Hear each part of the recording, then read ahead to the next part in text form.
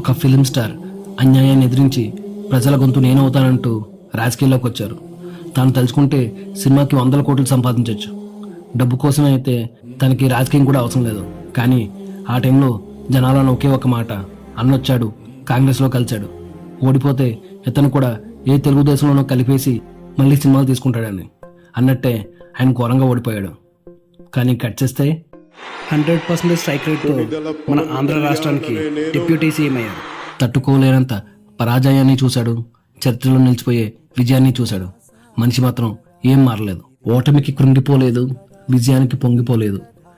నన్ను విమర్శించిన వాళ్ళ అంతో చూస్తా అనకుండా నన్ను నమ్మి గెలిపించిన వారికి దారి చూపిస్తా అంటూ మాటిచ్చినవన్నీ ఒక్కొక్కటిగా చేసుకుంటూ వస్తున్నారు మన డిప్యూటీ సీఎం శ్రీ కొనిదెల పవన్ కళ్యాణ్ గారు.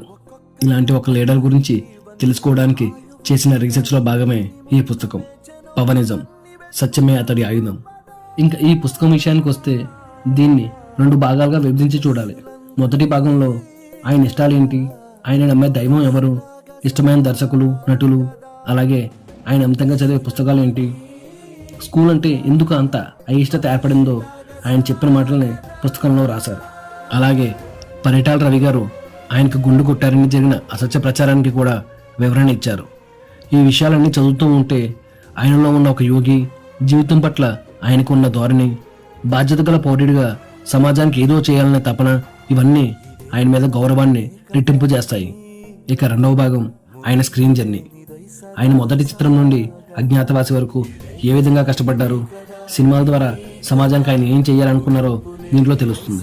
ఖుషీ సినిమాలో భూమికా గారు లేకుండా చేసిన కాంబినేషన్ సీన్, ఒక సినిమాలో పాటని 21 సార్లు రచయితతో రాయించిన సందర్భం, స్టంట్ మాస్టర్గా వేరే సినిమాకి పనిచేసిన సందర్భం, ఇలా చాలా ఇంట్రెస్టింగ్ సినిమా విశేషాలు మీరు ఇందులో చదవచ్చు.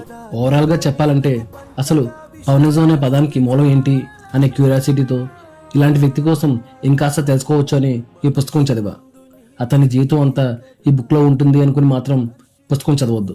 ఎందుకంటే ఆయన సినిమా జర్నీ మరియు జీవితం పట్ల, సమాజం పట్ల ఆయన ఆలోచనని మాత్రమే పుస్తకంలో వివరించారు. చివరిగా ఈ పుస్తకాన్ని ఆయన ఫ్యాన్స్ మాత్రమే చదవండి లేదా ఖచ్చితంగా చదవాల్సిన పుస్తకం అని నేను చెప్పను. కానీ దేశం నాకేం చేసింది అనకుండా దేశానికి నేనేం చేశాను అని తన సంపాదనని కష్టంలో ఉన్న వారికి సాయంగా, జీవితాన్ని ప్రజల కోసం అంకితం చేసి పవనిజంకి అర్థం చెప్పిన నాయకుడి నుండి మంచిని నేర్చుకోవడం కోసం ఈ పుస్తకాన్ని చదవండి. మళ్ళీ మంచి పుస్తకంతో మీ ముందుకు వస్తా. జై జై హింద్.